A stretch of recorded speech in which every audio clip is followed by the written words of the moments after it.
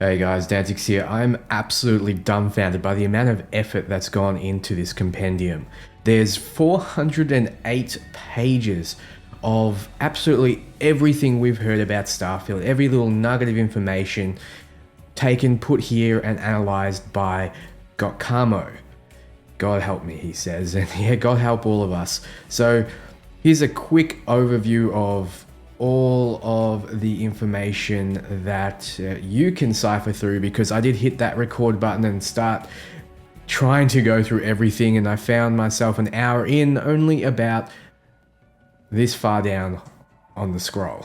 So let me just briefly go through exactly what this compendium contains and why you should come back here constantly following up new information, as the author, Gokamo, has promised to keep this updated. So expect this to be a lot longer than 408 pages very soon, but if you're excited at all about Starfield, you want to know absolutely everything you can, this is the place to be.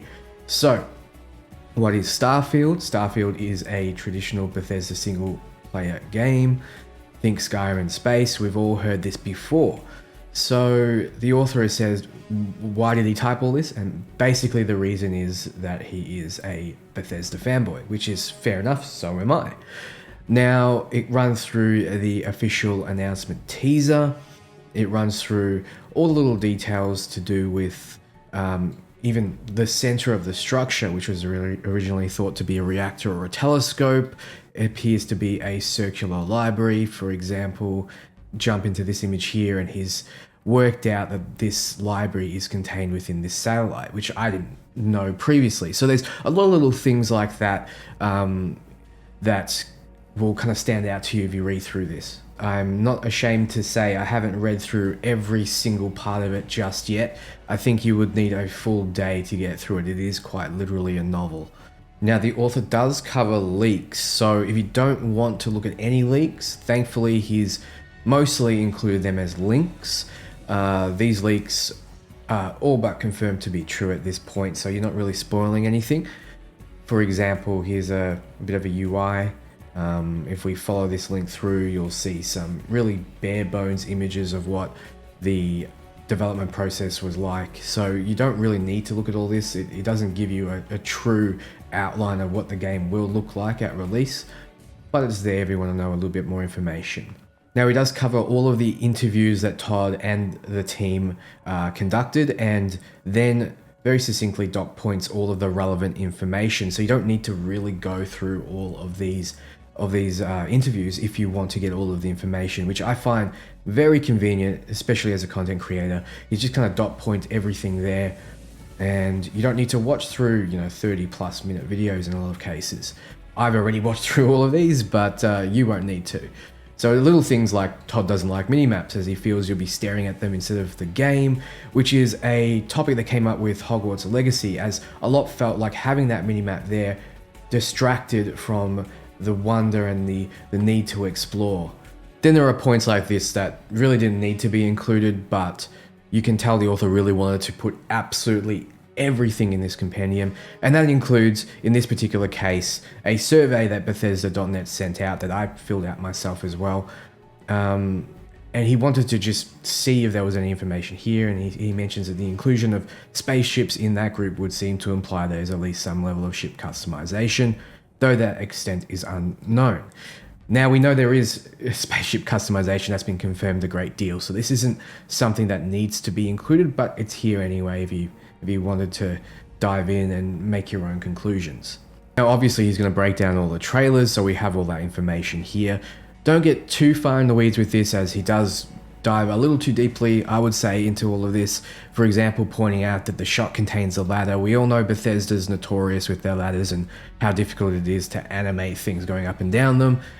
But this is just such an example that he does really want to capture every little nugget of potential information here. And you can't go 408 pages without doing that. Now, he does go through this particular device, which was something I was debating in a lot of my videos. I personally believe it's a portal, and it's a way to essentially fast travel around points within the universe to kind of explain why we can travel so far with limited technology. Now, these little rings coming up and circulating gives me kind of Mass Effect vibes, and the author does mention that here somewhere. But he does seem to have anything that is speculatory. It does seem to try to back that up with some form of evidence, which I like. But once again, there is going to be a lot of speculation. So don't take everything you see here as fact, and he never claims it to be fact. But there is a lot of information that he runs through. And this is the perfect example. He breaks down absolutely everything you can see in this image. And I really do actually appreciate that, because a lot of the time I look at something like this and I just cannot be bothered zooming in and trying to make it out. But he does go through, for example, the PKX8 is a weapon type, and so is the PKY12 and PKMIS. He even places transcripts of the particular audio in case you think you can find some other nugget of information within those. I think we've picked them clean at this point, but it's there for you if you need. Well, maybe if you're making a fan script for something, who knows. Now, I've personally dove into this script that we see into the Starfield The Journey Begins video. This was seen on a developer's screen, and a few people have broken it down, but if you want to see what was written there, I think it was placed deliberately. There's no accidental placement.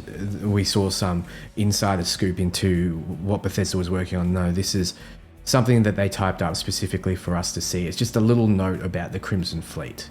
And the Crimson Fleet are going to be the pirate faction of Starfield. And I'm guessing if you do a playthrough wherein you want to be a pirate, this is definitely going to be a faction that will give you missions and reward you for doing so.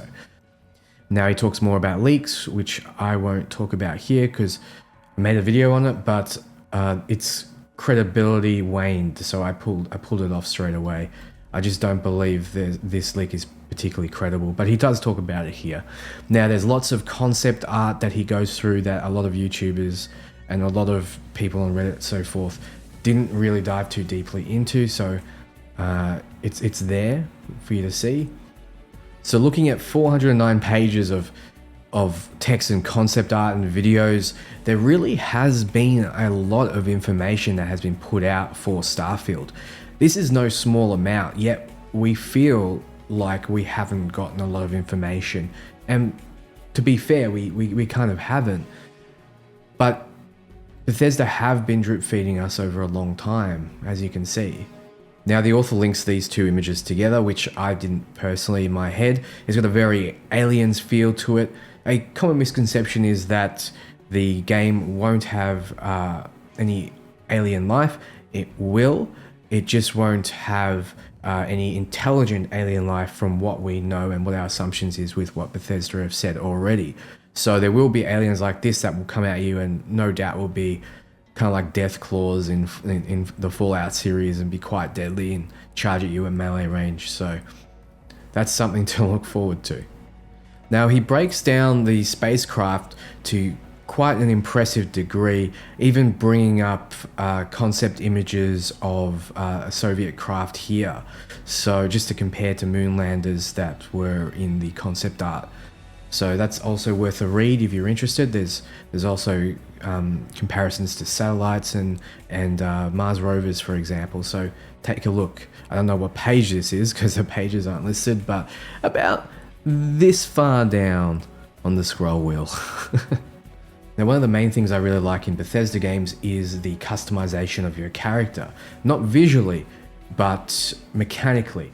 I like making a character that's focused purely around a particular weapon type, or negotiating through particular tasks, or hacking, or picking locks, or being stealthy. I like having all those options and then replaying the game with those different classes. Now, he does run through everything that's been revealed in terms of classes and traits and so forth. Now, I've already broken these down in multiple videos, so if you want to see a more in-depth analysis than even what's here, definitely check back in my previous Starfield content, but it's all listed here if you want to make your own skill tree. And you might have looked at this skill section multiple times, but until you really take off the skill and look at it individually, you won't notice certain things, or at least I didn't. For example, the Cobra Fist. I didn't put those two things together. I just saw the Cobra and I thought, maybe it's a poison skill, but this is most likely going to be an unarmed skill. So I highly recommend checking out this compendium in the link below. It covers absolutely everything we know about Starfield so far. But I have it on good authority that we're going to get more Starfield information very, very soon. So you know you're going to hit that like button, you're going to subscribe, because I will be covering Starfield extensively. This will be the go-to channel for Starfield. I'm going to release information first. I'm going to release more in-depth information, and I'm going to be sure to cover it even throughout release.